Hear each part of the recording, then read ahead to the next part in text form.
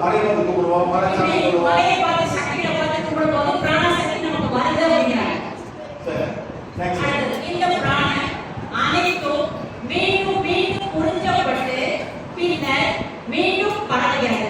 அதனால்தான் நம்மால் இந்த பிராணனை பெற முடிகிறது. பூமியின் மேல் கடலுக்கு அடியில் இதெல்லாம் பிராண சக்தியை எப்படி வாங்குறதுன்னு சொல்றாங்க.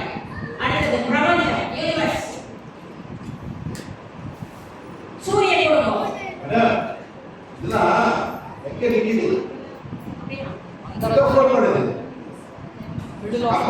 நடக்குது. அப்ப வந்து தன்னை நடக்குது. அப்ப வந்து காத்துல போகுது. அப்படி கையில அப்படியே கையில போகுது. சரி மேடம், இது எங்க படிக்குது? யார் சொன்னா? அந்த எப்படி போட்டு ஆக்சிடென்ட் சுத்தி இருக்கா? எப்படி மேடம்? என்ன சக்தி அது? அப்ப நடக்கிறா எல்லாமே நடக்குது அப்படிங்கிறாங்க சார். அப்ப புரிஞ்சு வச்சிருக்கு. ஒரு சுத்துது, ஒரு ரைட் ஃபாலோ பண்ணுது. இது வந்து சுத்தி வந்து எதனால நடக்குது? ஒரு சுத்து வரல திருப்பி எதனால நடக்குது? ஒரு வருஷம் 1.4 நாள் 1.5 கால் நாள். அந்த கால் நாள் போட்டா February 29 ஃபுல்லா பண்றதுக்கு February 29 28 28 28 29 28 அந்த கால் நாள் நல்லா இருக்குது. கணக்க பண்ண முடியல. இந்த மூணு வந்து புரிஞ்சுது. எத்தனை நாள்? 29 days. அதான் லேட் பீரியட். ஒரு 28 days ஒரு மூணு சர்க்கிள் தான் ஒரு பீரியட். அது வைக்கல ஏகே நடக்குது. யார் நடக்குறாங்க? யார் நடக்குறாங்க? பாடத்துல ஒரு மூணு பீரியட். இது தண்ணி நடக்கல. மூணு சுத்தனால மூணு இன்ஃப்ளூயன்ஸ் லேடிஸ். இது நடக்குது. அந்த மாதிரி எல்லாமே சுத்துது. இதே மாதிரி வர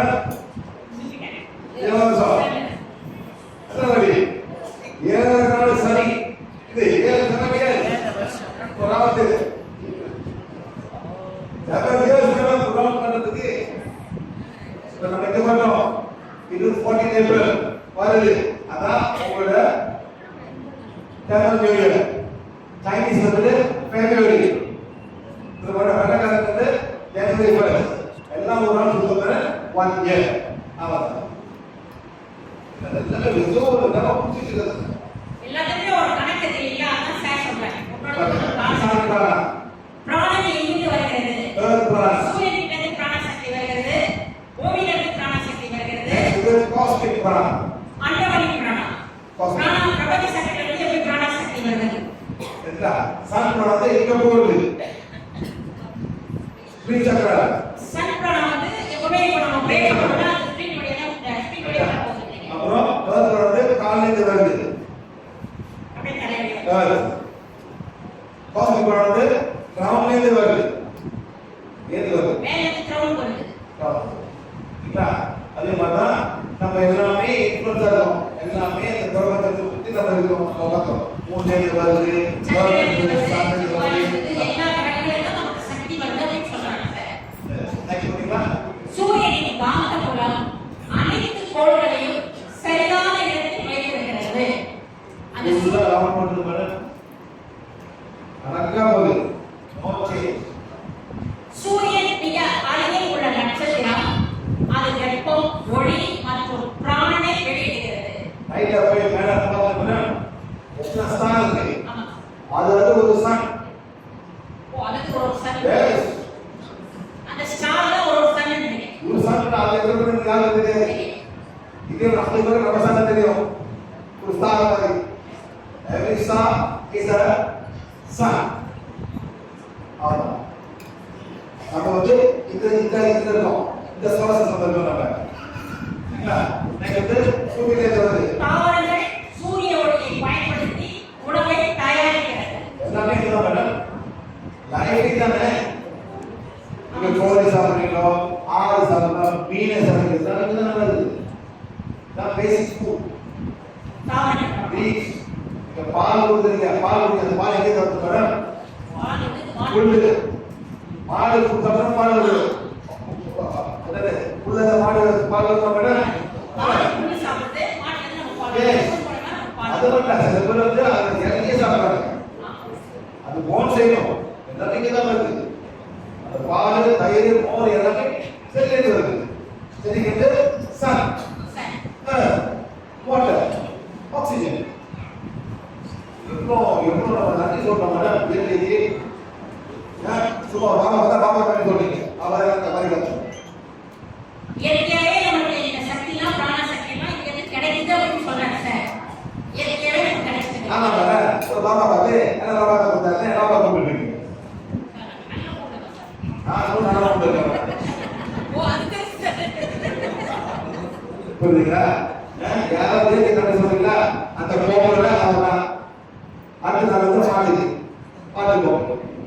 எப்பவுமே இதெல்லாம் நினைச்சு நம்ம நன்றி செலுத்தணும் அப்படிங்கிறாங்க சார். அதனால மீண்டும் மீண்டும் மீண்டும் சொல்ல காரணம் என்னன்னா, இந்த மாதிரி இயற்கையா இருக்கக்கூடிய இடத்துல நமக்கு சக்தி கிடைக்கும். இதெல்லாம் பண்ணிட்டு இருந்தோம்னா நம்ம ஆரோக்கியமா இருக்கும். நமக்கு எதுவுமே தேவை அப்படிங்கிறாங்க.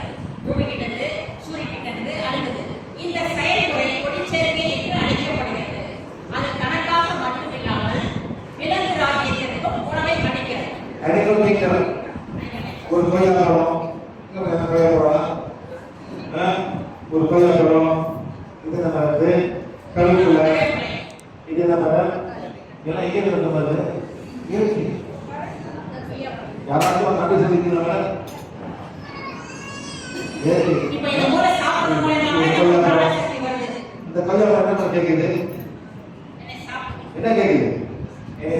விலையை போட்டு நான் 50 கொய்யா பழம் ஆகும் சொல்லுங்க. சரி, இதெல்லாம் சார் என்ன சொன்னாங்கன்னா, இந்த கொய்யா பழத்தை நம்ம சாப்பிடுறோம் இல்லையா? ஏதோ ஒரு ஆரோக்கியத்தை சாப்பிட்டுருக்கோம். அது இந்த கொய்யா பழம் என்ன சொல்றாங்க நம்ம கிட்ட, இதுல இருக்கக்கூடிய விதையை நீ சாப்பிட்டு இந்த விதையை கொண்டு மண்ணில் போட்டு திருப்பி நான் வந்து அதான் கேக்குது. ஆனா நீங்க சாப்பிட்டீங்க, போட்டீங்க, கெடுக்குது. கெடுக்குது. அவன் டாக்ஸிக் என்ற ஒரு வெளியே வருது. அந்த மாடு இருந்தாங்க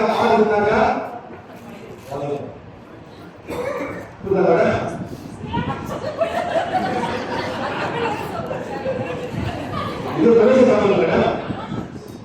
இது நம்ம சாப்பிடுங்க, செத்துக்கணும். உலக முடியல,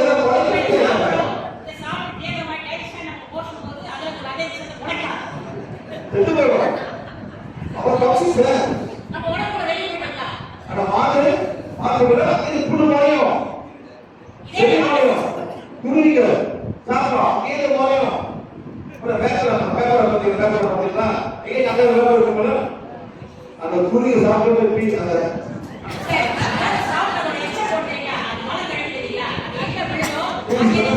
அங்கேதான் வருது.